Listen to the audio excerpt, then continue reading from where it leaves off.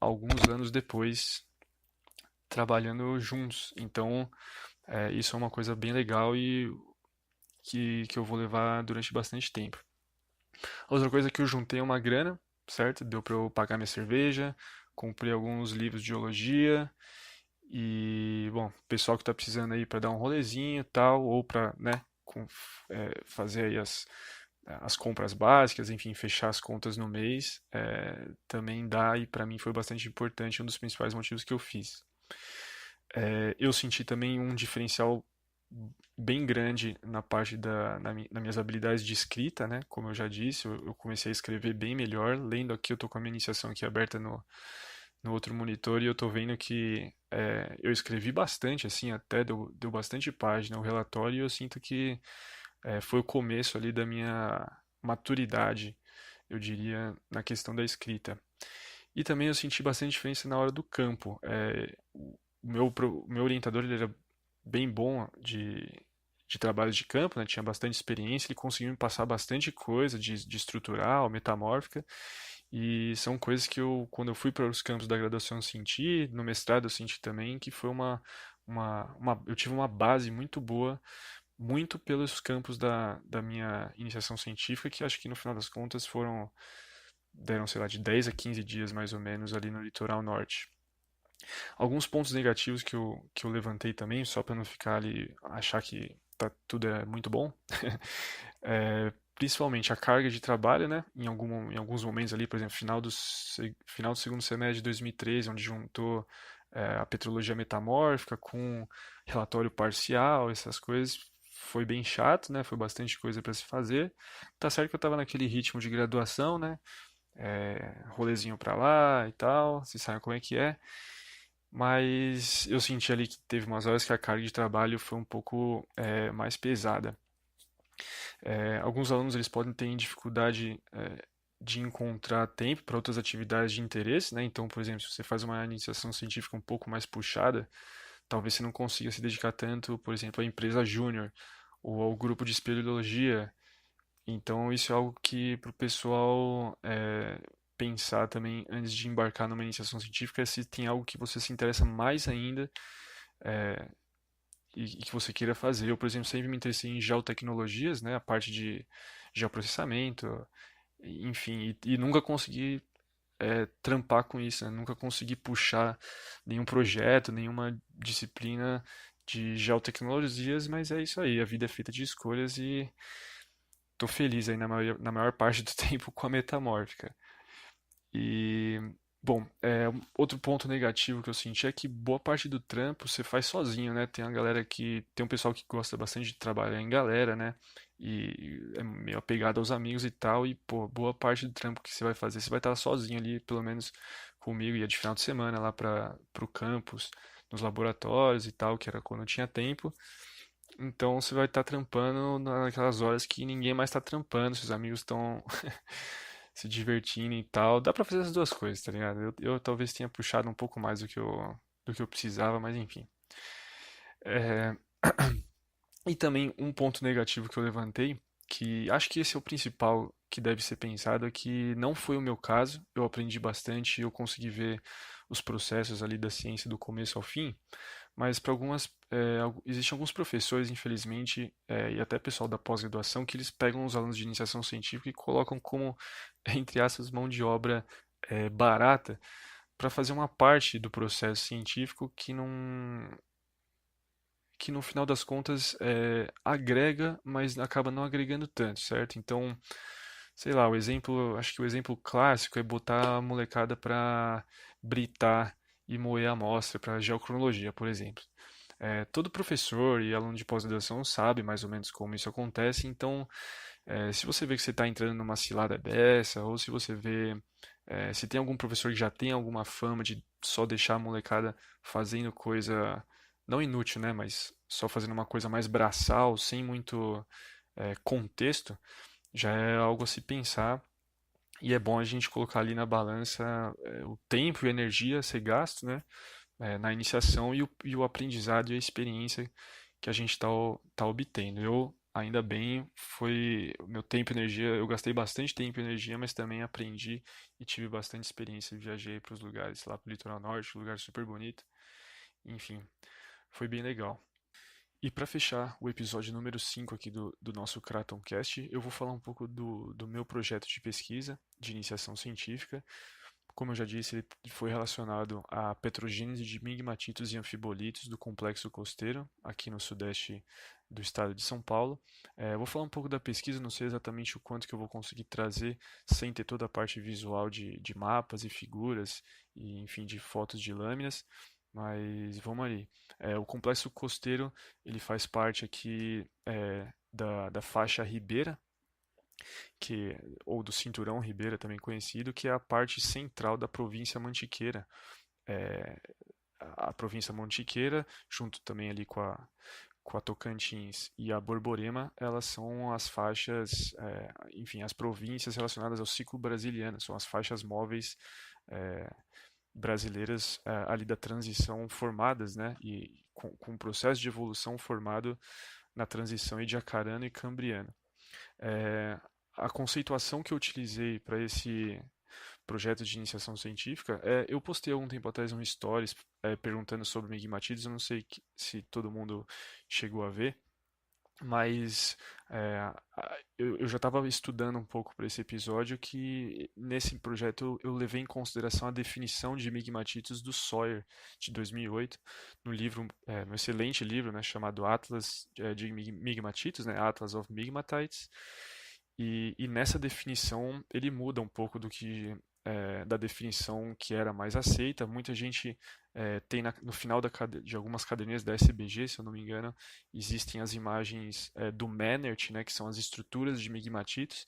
Então existem todas aquelas as estruturas brechadas, estruturas em rede, estruturas em veios, as estruturas estromáticas, né, que são parecidas com um bandamento gnáisico.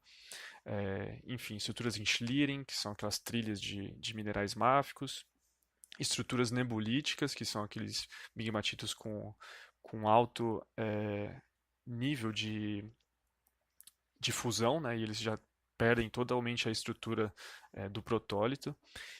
Enfim, mas essa definição de Mannert de 1968 ela era uma definição bastante descritiva.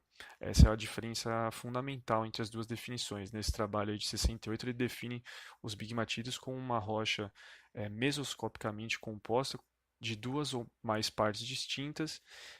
Uma dessas partes seria uma rocha hospedeira de grau metamórfico variável e uma outra parte seria geralmente pegmatitos, aplitos ou granitos, geralmente de aparência plutônica. O Sawyer, mais recentemente, ele aponta como alguns problemas nessa definição o fato de o Mannert usar alguns termos genéticos, né, como pegmatito, aplito e granito, para uma definição teoricamente apenas descritiva. E além disso, ele aponta também que essa definição do Mannert lá de 68 não tinha, existia uma certa imprecisão com relação ao grau metamórfico. Então, para o Sawyer em 2008, ele define que os migmatídeos são rochas que sofreram fusão parcial e necessariamente uma das partes de um migmatito ele vai ter ali a característica da fusão parcial. Então, é, entre os constituintes do migmatito, né, para o Sawyer, tem o neossoma, que seria a parte que veio da fusão de um determinado protólito, e a partir e esse neossoma ele pode ser fracionado ou não em duas diferentes partes. Uma parte que vai ser aquela parte mais leucocrática, mais quartzo feldspática, que seria o melt, formado nas reações de fusão, como também uma fração sólida mais residual, que seriam aqueles minerais tanto peritéticos como o resíduo mesmo da fusão, que seria o melanossoma, né? A parte clara seria o leucossoma e o resíduo ou a parte escura seria o melanossoma. O paleossoma seria a rocha que não sofreu fusão, então normalmente o paleossoma ele ainda manteria, né, poderia ainda manter as estruturas pré-fusão do pacote de rochas. Então, o meu projeto ele levou em consideração, ele teve uma abordagem bem voltada para essa definição do Sawyer, bem genética. O trabalho foi bem legal, a parte de geoquímica, né? Como eu já disse, eu fiz o campo, fiz a petrografia e fiz uma parte de geoquímica. Então eu fiz todos aqueles diagramas, quem trabalha com geoquímica sabe, os diagramas de caracterização geotectônica, tanto para rochas, para os granitóides, né, e para as rochas, enfim, gnáissicas, como para os anfibolitos e os granadas anfibolitos. Então eu vou deixar todas essas informações nas notas do episódio, né? Mas enfim, eu fui atrás de uns diagramas bem legais, por exemplo, tem um do Pierce de 2008, que são diagramas de nióbio, itérbio e tório, e nele você consegue discriminar é, possíveis localizações não, ambientes tectônicos dos basaltos, né? Porque, enfim, os anfibolitos teoricamente ali eram antigos basaltos. Então, foi bem legal de ver isso. E também a parte de estimativa de pressão e temperatura, eu fiz de uma forma bem simples, que no final das contas eu aprendi esse ano no mestrado que a gente deve começar pelo simples, às vezes a gente quer fazer umas técnicas muito avançadas e a gente acaba tendo resultados bem parecidos com as coisas mais simples de todas, então, por exemplo, no meu projeto eu usei aqueles diagramas de pressão e temperatura, quem já fez metamórfica sabe que existem diagramas de pressão e temperatura em que várias reações são plotadas entre os minerais. Então, tem o trabalho clássico do Spear e colaboradores de 99 para rochas metapelíticas e ele plota as reações em alguns sistemas, né, considerando alguns elementos. Então, tem sistemas que só consideram, por exemplo, potássio, eh, magnésio, alumínio, sílica e água. Ou tem alguns sistemas mais avançados. E só jogando esse grid, olhando as minhas reações e olhando a petrografia, a gente conseguiu achar, por exemplo, um campo de pressão e temperatura para as rochas. Entre as conclusões, era um trabalho de iniciação científica, né, dentro de um contexto maior. Meu orientador na época ele estava estudando a relação entre todo o costeiro, tendo todo o complexo costeiro e todo o complexo Embu, né, dois complexos diferentes aqui do Ribeira. Então, dentro desse contexto do, do complexo costeiro, ficou meio repetitivo isso aqui, mas dentro desse contexto, a gente viu lá que em São Sebastião existiam dois tipos de migmatitos, né? Tanto os metatexitos, que são aqueles migmatitos com menor grau de fusão parcial, e esses metatexitos eles tinham estruturas dobradas e estromáticas, e os diatexitos, que são migmatitos com maior grau de fusão, eles teriam principalmente as estruturas de Scholem, ou Haft, né, que chamam, ou Schlieren. Todas essas estruturas que são do Mannert, inclusive, eu vou deixar nas notas do episódio. Quem que tiver mais interesse, quiser dar uma olhada lá, ver do que eu estou falando, vai estar lá. Além de ter esse controle de campo, é, a gente conseguiu identificar dois tipos de paleossomas, né? Então dois tipos de rochas ali que não sofreram fusão parcial. Então existiam biotita guinensis com granada e silimanita e biotita guinensis com granada e hornblenda, com essa diferença mineralógica, o que sugeriria, a gente interpretou como sendo possíveis diferentes protólitos sedimentares, um pouco mais pelítico, mais rico em alumínio, no caso dos que tem silimanita. Silimanita é um aluminosilicato, e um outro um pouco menos maduro, que seria o com a hornblenda. Da parte de geoquímica, essas rochas migmatíticas elas tinham um comportamento parecido, cálcio alcalino peraluminoso, no caso, para as rochas, pelo menos para os elementos maiores, só que nos padrões de ETR, de elementos terras raras, a gente conseguiu diferenciar também esses pacotes sedimentares. Quanto aos anfibolitos e os granadas anfibolitos, quimicamente eles são basaltos toleíticos a álcali-basaltos, e na parte de ambientação tectônica a gente conseguiu colocar para eles ali num ambiente de intraplaca para essas rochas. Muito bonitas essas rochas, vou também colocar umas fotos desses afloramentos. Tem os budãs de anfibolitos dobrados, são uns afloramentos muito bonitos lá de São Sebastião, nas praias, foi bem legal. Só não foi muito legal ir trampar e ver o pessoal nadando naquelas praias e não poder nadar junto naquele calor, mas tudo bem. E para fechar, as condições, né, que eu falei que a gente achou nos grids, eu também vou colocar um ou dois grids aqui nas show